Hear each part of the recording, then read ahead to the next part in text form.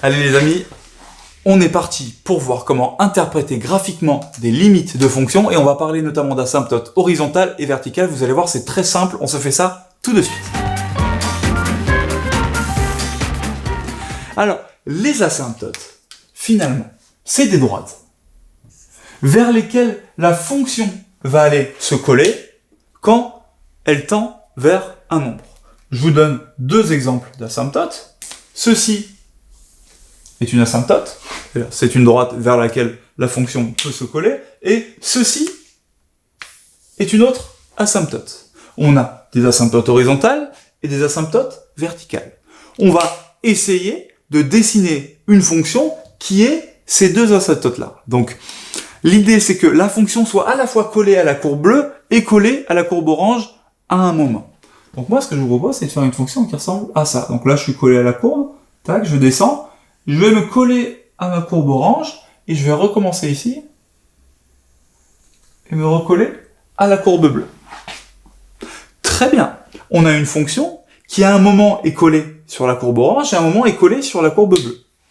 Si on doit parler en termes de limites, parce que je vous rappelle que les asymptotes, c'est des courbes, donc des droites, contre lesquelles ma fonction va se coller, pour des comportements en limite. Donc là, vous voyez que la fonction se colle, je vous demande quel type de limite c'est. Est-ce que c'est une limite, par exemple, quand x tend vers 3? Est-ce que c'est une limite quand x tend vers 0? Est-ce que c'est une limite en moins l'infini?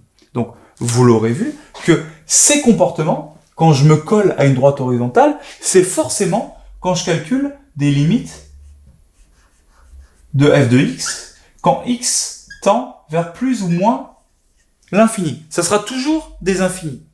Et cette limite, elle vaut nécessairement non pas un nombre infini, c'est-à-dire que la fonction elle tend pas vers plus l'infini, mais un nombre fini, qu'on appelle par exemple a.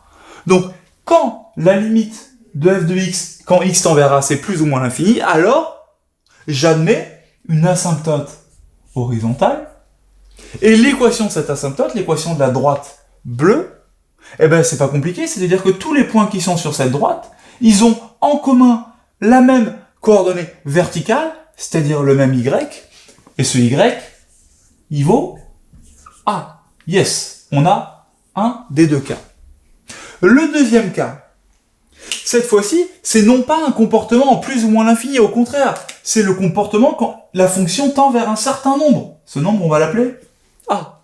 Donc, on est sur un cas où la limite de f, on la calcule non pas en plus ou moins l'infini, mais en a. Et ce coup-ci, cette limite, elle doit pas être égale à un nombre, elle doit être égale soit à moins l'infini, soit à plus l'infini. Donc, cette limite, elle vaut plus ou moins l'infini. Dans ce cas-là, on a une asymptote verticale, et son équation, c'est non pas y, mais x égale a. Tous les points de cette droite verticale ont en commun leur abscisse, qui vaut a. Formidable, on a nos deux types d'asymptotes. En réalité, il y en a un troisième qu'on va voir en bonus à la fin du chapitre, c'est les asymptotes diagonales, mais on n'y est pas encore. Alors, laissez-moi modifier très légèrement ma fonction, parce qu'il y a moyen que je me sois un peu planté, et que ça marche pas. Voilà. Tranquille, j'ai rajouté un petit carré, personne n'est là pour me juger. Donc, commençons par la limite de f de x quand x tend vers 1. La limite de f de x quand x tend vers 1, ça me fait 1, moins 1, 0, moins 2 sur 1, moins 1 sur 0. Moins 2 divisé par 0, ça me fait tout simplement moins l'infini. Donc, on a f de x, on calcule une limite quand x tend vers 1, donc c'est pas ce cas-là, c'est ce cas-là.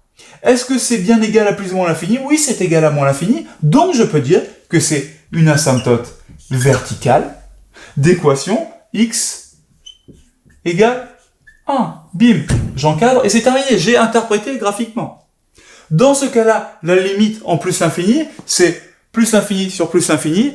Je fais une factorisation par le terme de plus haut degré, vous savez le faire, et si vous ne savez pas le faire, allez regarder la vidéo qui est là et qui vous explique comment régler ce genre de problème.